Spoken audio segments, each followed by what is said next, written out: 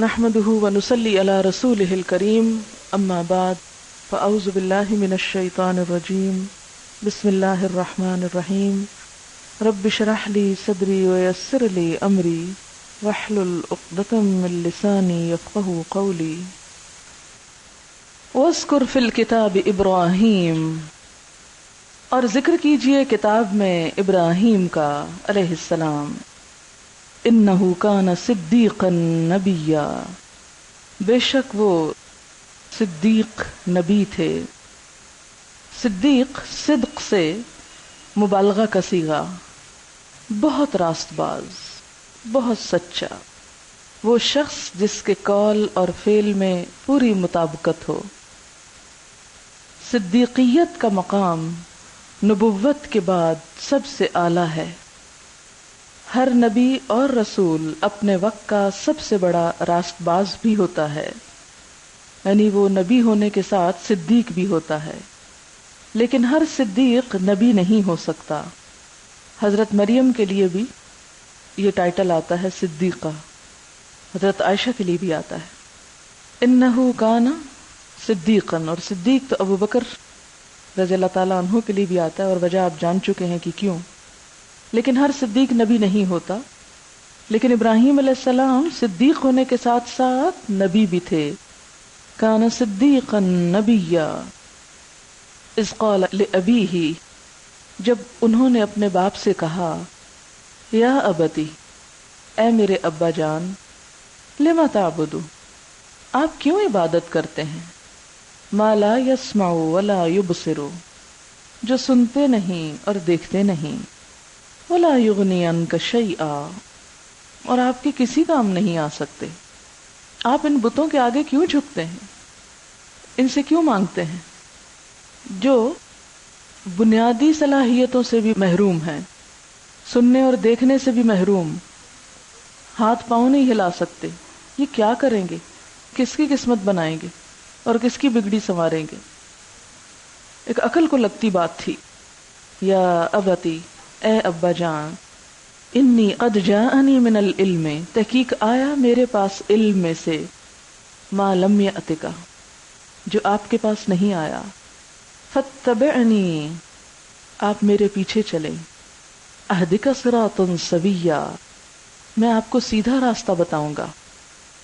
اس سے کیا بات پتہ چلتی ہے کہ انسان کا اصل رتبہ اور مقام عمر میں بڑے ہونے سے نہیں، مال میں زیادہ ہونے سے نہیں، بلکہ علم میں زیادہ ہونے سے ہے، اور علم بھی وہ علم جو اللہ کے پاس سے آتا ہے۔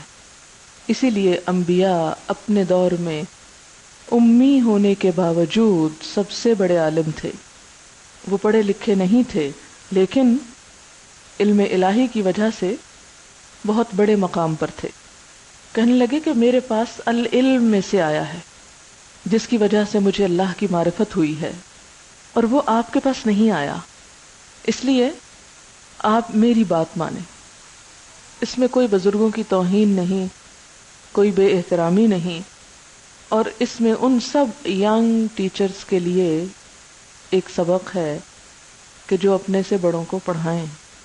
عموماً یہ سمجھا جاتا ہے کہ انسان تعلیم صرف اپنے سے چھوٹے کو دے سکتا ہے، جبکہ اس آیت کی روح سے کیا پتہ چلتا ہے کہ اپنے سے بڑے کو، اور اپنے بڑوں میں سب سے بڑے کون ہوتے ہیں؟ والدین۔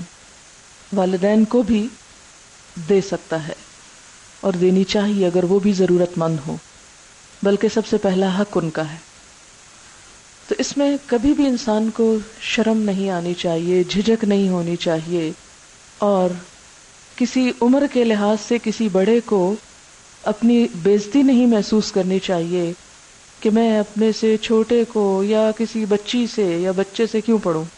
نہیں، اگر کوئی شخص علم میں اپنی کم عمری کی وجہ سے بھی زیادہ ہے تو اس کو جو فضیلت اللہ نے دی ہے اسے تسلیم کر لینا چاہیے، اسے مان جانا چاہیے۔ کسی کی بھی بزرگی کا اعتراف اگرچہ بڑا مشکل کام ہے، عموماً جب انسان بڑا ہو جاتا ہے تو اس کے لیے اور مشکل ہو جاتا ہے، اب دیکھنے کہ قریش میں سرداران کو زیادہ مشکل تھی اسلام قبول کرنا، کیونکہ وہ ایکسپٹ نہیں کر پا رہے تھے کہ ایک شخص عمر میں بھی ہم سے چھوٹا ہو اور مال و دولت میں بھی ہم سے کم ہو، پھر وہ ہمیں کچھ بتائے. یہ نہیں ہو سکتا، یہ تو ہماری توہین ہے، تو ہماری بےزتی ہے، اس سے ہم کچھ سیکھیں. تو انسان کا یہی تکبر اسے پیچھے لے جاتا ہے.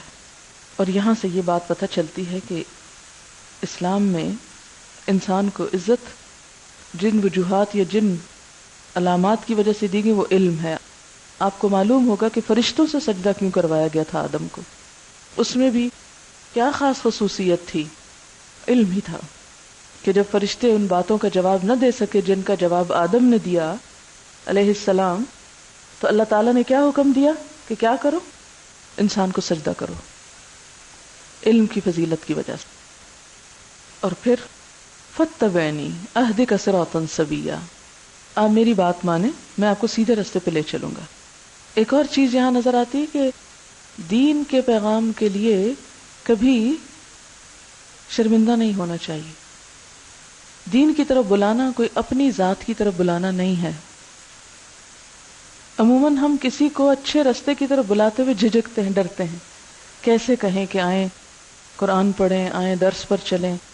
نہیں، وہ مائنڈ کرے گا، وہ تو میری بات مانے گا ہی نہیں، وہ تو سنے گا ہی نہیں، اس لیے کہنے کا کیا فائدہ. خود ہی ازیوم کر لیتے ہیں اور خود ہی اپنے آپ کو کوس شوس کے چپ کر جاتے ہیں، اور دل میں خیال آتا بھی اور ادھر ہی چپ ہو جاتے ہیں، کہہ ہی نہیں سکتے. نہیں، چاہے کوئی بڑا ہو یا چھوٹا ہو، مالدار ہو یا غریب ہو، امیر ہو فقیر ہو، کوئی ہو، خیر کی طرف ہر ایک کو بلانا چاہیے، خواہ جواب اچھا ملے یا نہ ملے. ہو سکتا ہے آپ کے کہنے سے کوئی ایک شخص بھی نہ آئے، آپ کا فرض ادا ہو گیا. فاتبعنی، آپ میرا اتباع کیجئے.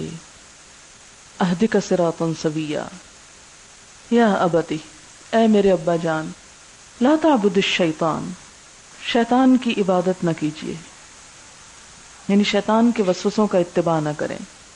کیوں؟ ان الشیطان کان للرحمن عصیا، کیونکہ شیطان رحمان کا نافرمان ہے، وہ رحمان کی بات نہیں مانتا، اس لیے آپ اس کی بات نہ مانیں. وہ میرے دوست کا دشمن ہے، آپ اس سے دوستی نہ کریں. اب دیکھیں کیا خوبصورت انداز ہے نا تبلیغ کا، کتنی بڑی حکمت ہے اس میں کہ میں آپ کو کیوں روکتا ہوں شیطان کی بات ماننے سے؟ اس لیے کہ وہ اتنے پیارے رحمان کی بات نہیں مانتا. ہو سکتا ہے کہ بعض اوقات بچے آپ سے سوال کریں آپ کیوں ہر وقت شیطان کو برا کہتی ہیں؟ کریں گے، جب آپ بہت شیطان کی بات کریں گے تو کہیں گے آپ ہر وقت شیطان کو برا کہتی ہیں.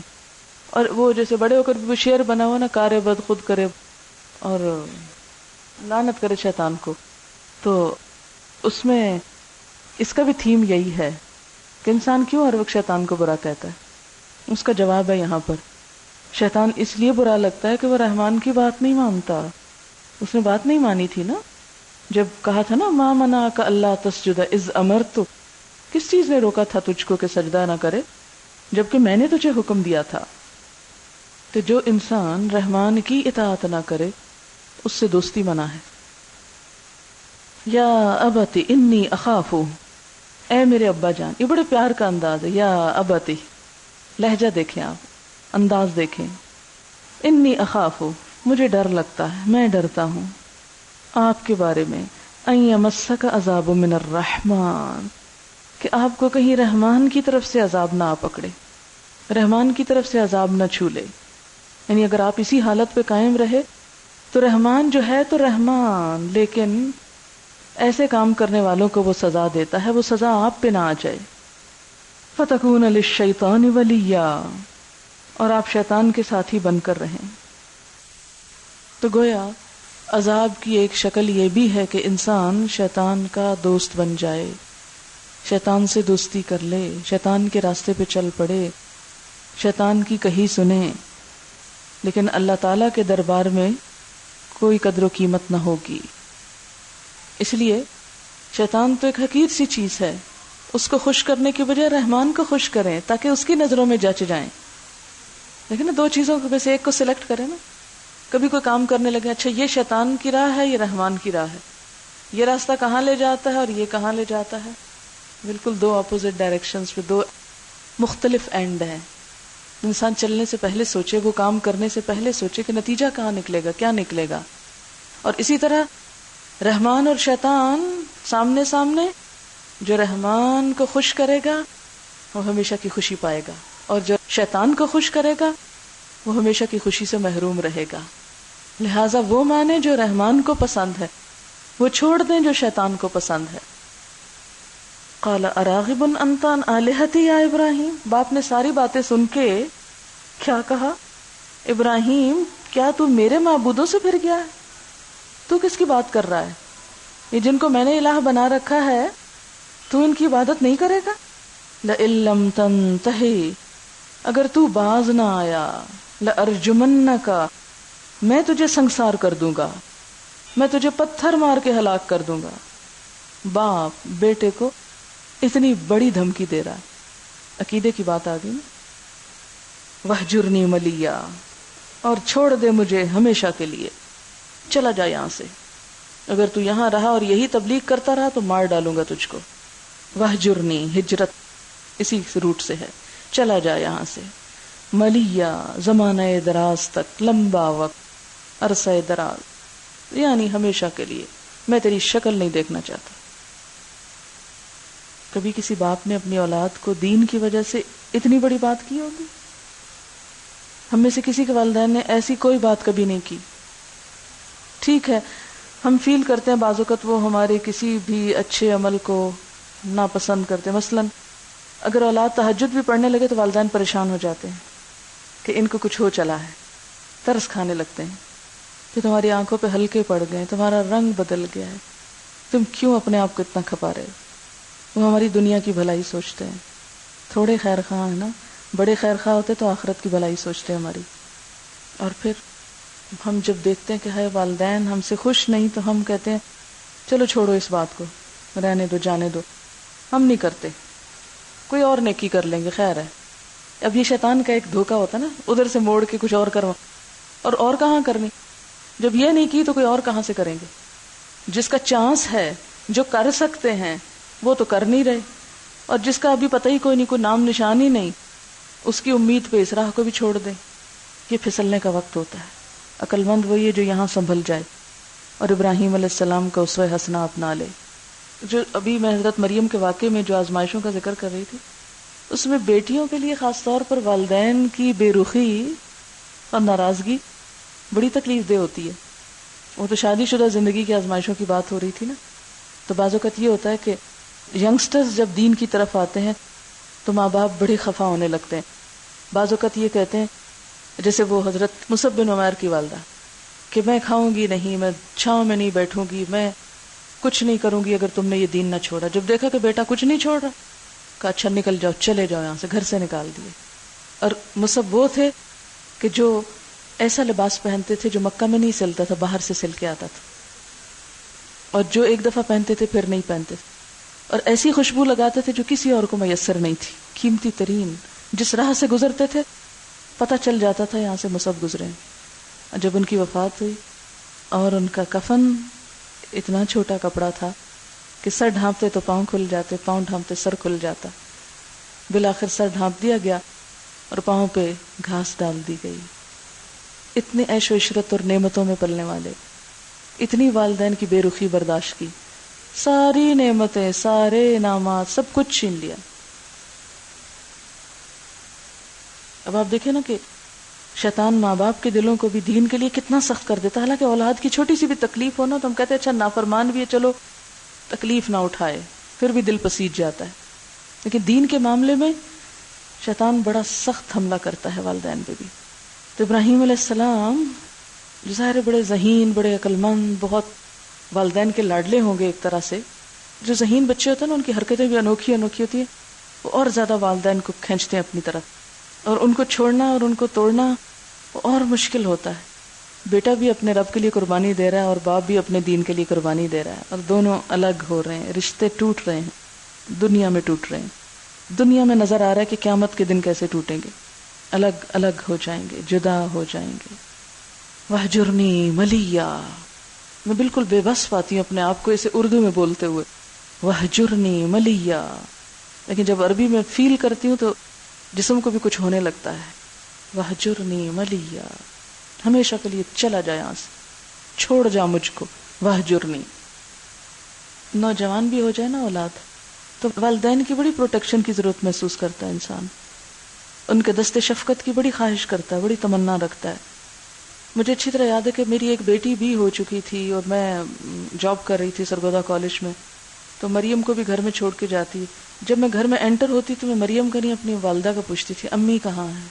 سب سے پہلا سوال یہ نہیں پوچھتی تھی کہ وہ بچی کہاں، کہتی امی کہاں ہے۔ اتنا زیادہ ہوتا ہے ماں باپ کا نا کہ اگر وہ ہے تو سارا گھر بس بھرا ہوا ہے، سب ٹھیک ہے، پھر تو مریم بھی ٹھیک ہی ہوگی، اور اگر امی نہیں ہے گھر میں تو مریم کا بھی کوئی حال نہیں ہوگا۔ تو یہ ایک بہت عجیب سا رشتہ ہوتا ہے، خون کا رشتہ، اور اس کو کاٹنا ایسا جیسے کوئی جسم کا ٹکڑا کاٹ کے پھینک دینا نا، جیسے جسم پہ زخم لگتا ہے نا اور سسکتا ہے جسم، ایسے ہی کسی اپنے عزیز رشتہ دار قریب انسان سے جب انسان جدا ہوتا ہے تو یوں لگتا ہے کہ جیسے وہ زخمی ہو گیا ہے۔ ابراہیم علیہ السلام اس بڑی آزمائش سے گزرے۔ قال سلام علیک۔ اب فرق ہے نا دین کے دائی اور کفر کے دائی میں، وہ کہہ رہا وہجرنی ملیا، یہ کہہ رہے ہیں سلام علیک، سلامتی ہو تجھ پر، اللہ تجھے محفوظ رکھے۔ دعا دے رہے ہیں، پتھر کھا کے بھی دعائیں۔ سأستغفر لک ربی، ان قریب میں بخشش مانگوں گا آپ کے لیے اپنے رب سے۔ یہ ہے نا برم بوالدی، والدین سے نیک سلوک کرنے والے، کہ سب جھڑکیاں لان تان ہر چیز کھا کے بھی کیا کہ آپ کے لیے دعا کروں گا، اپنے رب سے بخشش کی دعا کروں گا۔ انہو کان بی حفیہ، بے شک وہ مجھ پہ بڑا مہربان ہے۔ حف کا مطلب ہوتا ہے گھیر لینا، حفاوہ ہوتا ہے تلاش کے ساتھ کسی کا حال پوچھنا، یعنی ڈیٹیل میں کسی کی حالات کا جائزہ لینا۔ میرا رب میری ایک ایک چھوٹی چھوٹی ضرورت پوری کرتا ہے، میرے ساتھ بڑا مہربان ہے۔ انہو کان بی حفیہ، میں اس سے مانگ لوں گا آپ کے لیے بخشش۔ وَآتَزِلُكُمْ، اور میں چھوڑ رہا ہوں تم کو۔ وَمَا تَدْعُونَ مِن دُونِ اللَّهِ، اور جن کو تم پکارتے ہو اللہ کو چھوڑ کر، اللہ کے سوا۔ وَأَدْعُو رَبِّي، اور میں اپنے رب ہی کو پکاروں گا، سب سہارے چھوڑ دوں گا، اپنے رب کا سہارا لے لوں گا۔ عَسَىٰ أَلَّا أَكُونَ بِدُعَاءِ رَبِّي شَقِيًّا، امید ہے کہ میں اپنے رب کو پکار کے نامراد نہ رہوں گا۔ جب سب چھوٹ رہے ہیں تو رب کا سہارا ہے، اور رب کا سہارا ایسا سہارا ہے جو کبھی ساتھ نہیں چھوڑتا۔ جس شخص کا توکل اپنے رب پر ہوتا ہے وہ انتہائی تکلیف دہ پریشان کن حالات میں، اور ان حالات میں جب سب سے پیارے بھی ساتھ چھوڑ دیں پھر بھی انسان مطمئن نظر آتا ہے، وہ دکھ مناتا ہوا نہیں نکلتا کہ ہائے میرے والدین نے مجھے چھوڑ دیا، وہ اس غم میں نہیں رہتا، اس لیے کہ اس نے اپنے رب کے ساتھ کسی کو شریک نہیں کیا۔ آپ ذرا سورتوں کا آپس کا ربط دیکھیں نا، سورت الاسراء کے آخری آیت کو دیکھیں تو سورت کہف کی ابتدا اس کی تفسیر ہے۔ آخری آیت میں آتا ہے نا اس نے کسی کو بیٹا نہیں بنایا، ولم یکن لہ شریک فی الملک، اور سورت کہف میں بیٹے بنانے پہ تردید۔ اسی طرح سورت کہف کے اینڈ میں من کان یرجو لقاء ربہ فلیعمل عملا صالحا ولا یشرک بعبادۃ ربہ احدا، اپنے رب کی عبادت میں پھر کسی کو شریک نہ کرے، کوئی باپ ہو یا جذبات ہو یا کچھ بھی۔ اور یہ صورت اس کی تفسیر کہ جب رب کا حکم آ گیا سب کچھ چھوڑ دیا، سب قربانی۔ فلما اعتزلہم، قربانی دے کے تو دیکھو پھر انعام کیا ملتا ہے۔ جب وہ جدا ہوا ان سے، وما یعبدون من دون اللہ، اور جن کی وہ عبادت کرتے تھے اللہ کے سوا، وہبنا لہ اسحاق ویعقوب، ہم نے عطا کیا اس کو اسحاق اور یعقوب، چونکہ پوتا بھی بیٹے کی طرح ہوتا ہے بلکہ بعض اوقات اس سے بھی زیادہ پیارا، تو وہبنا لہ اسحاق ویعقوب، جب ان کو بیٹے کی خوشخبری دے گئی تھی تو صرف بیٹے کی نہیں پوتے کی بھی ساتھ ہی دے دی گئی تھی، ایک نہیں دو خوشخبریاں، چھوڑا تو ایک تھا نا باپ، اور خوشخبری دو کی ملی۔ اللہ تعالیٰ ہے نا، انسان اس سے آگے کیسے بڑھ سکتا ہے؟ اس کے انعام اور اس کے اکرام کے مقابلے میں ہماری تو ہر قربانی بہت ہیچ ہے۔ وَكُلًّا جَعَلْنَا نَبِيًّا، اور باپ کے انکار نے غم بھلا دیا جب اولاد میں نبوت چل پڑی، ہر ایک کو ہم نے نبی بنایا۔ کیونکہ اولاد کی نیکی والدین کی آنکھوں کی ٹھنڈک ہوتی ہے. تو ایسی اولاد دی جو نبوت کے عظیم الشان مرتبے پہ فائز ہوئی، جس میں انسان کی کسی کوشش کو دخل نہیں ہوتا. یہ اللہ کا خاص انعام ہوتا ہے کہ کسی کو چن کے نبی بنا دے. اللہ نے غم بھلانے کا سامان دنیا میں ہی کر دیا. یہ کیسے ہو سکتا ہے کہ آپ اللہ کے لیے کسی کو چھوڑیں اور وہ آپ کو بہترین بدلہ نہ دے، وہ اس کا صلہ نہ دے آپ کو؟ یہ ہو نہیں سکتا. لیکن ہم چونکہ انسانوں کے سہارے پہ جیتے اس لیے چھوڑ نہیں سکتے. وَوَهَبْنَا لَهُم مِّن رَحْمَتِنَا، اور عطا کی ہم نے ان کو اپنی رحمت میں سے. وَجَعَلْنَا لَهُمْ لِسَانَ صِدْقٍ عَلِيًّا، اور ان کو سچی ناموری عطا کی. لسان صدق، سچائی کی زبان. ثنائے حسن، ذکر جمیل. علیہ، بلند مرتبہ. ان سب کے لیے اور خاص طور پر ابراہیم علیہ السلام کے لیے کہ ان کو ابو الانبیاء کہا گیا. تمام ادیان سماویہ کے ماننے والے، یہود ہوں یا نصارہ ہوں یا مسلمان ہوں، سب حضرت ابراہیم کی تعریف کرتے ہیں. اور یہ سب دراصل ہجرت کے فائدے کے طور پر بتایا جا رہا ہے. ہجرت کا فائدہ کہ انسان جب ایک چیز چھوڑتا ہے تو اس کے صلے میں اللہ کیا کچھ عطا کرتا ہے، کیا کچھ دیتا ہے. ان کو چھوڑنا بڑا مشکل ہے، لیکن جو یہ کڑوا گھونٹ پی لیں ان کا پھل بہت میٹھا ہے. اور جیسے سورۃ الکہف میں آپ نے دیکھا اصحاب کہف نے کیا کیا، سب کو چھوڑ دیا اور چھوڑ کر غار کی طرف پناہ لی. تو اس کی تفصیل یعنی اس کی مثال کیا، جیسے حضرت ابراہیم علیہ السلام نے بھی وطن چھوڑا، باپ کو چھوڑا، اور اللہ نے بہترین صلہ عطا کیا.